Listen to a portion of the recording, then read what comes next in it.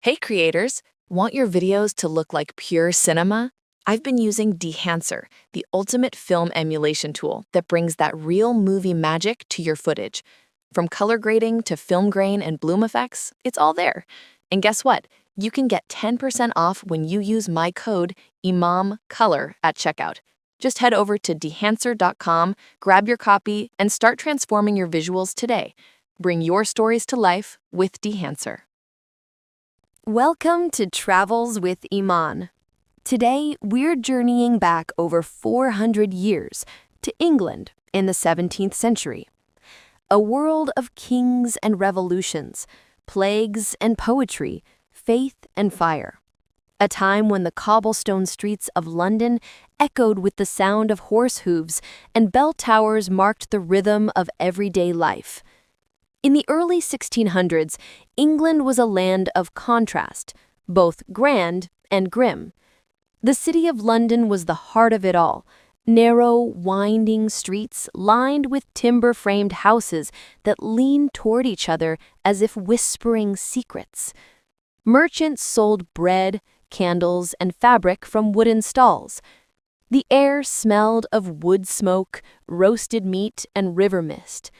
Beneath it all flowed the great Thames, busy with small boats carrying goods, gossip, and dreams. But life here wasn't easy.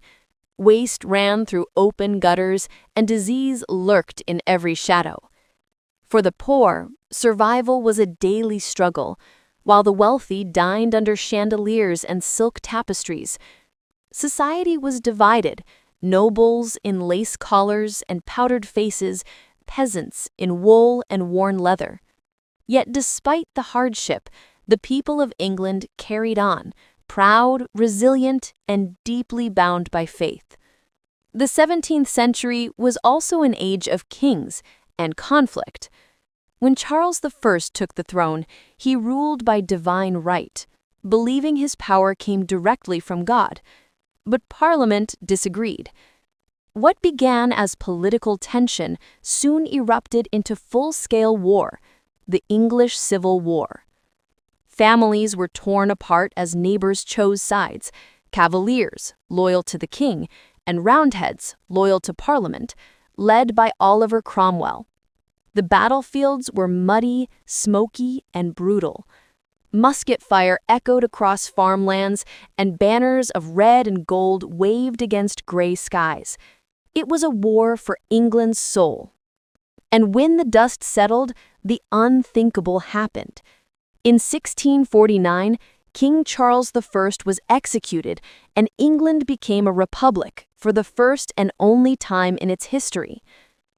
For a few short years, the monarchy was gone, replaced by Cromwell's Commonwealth.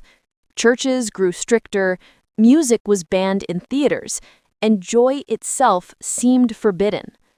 But when Cromwell died, the pendulum swung back. The monarchy returned under Charles II, bringing with it color, laughter, and a thirst for life. As the court danced and London celebrated, fate had other plans.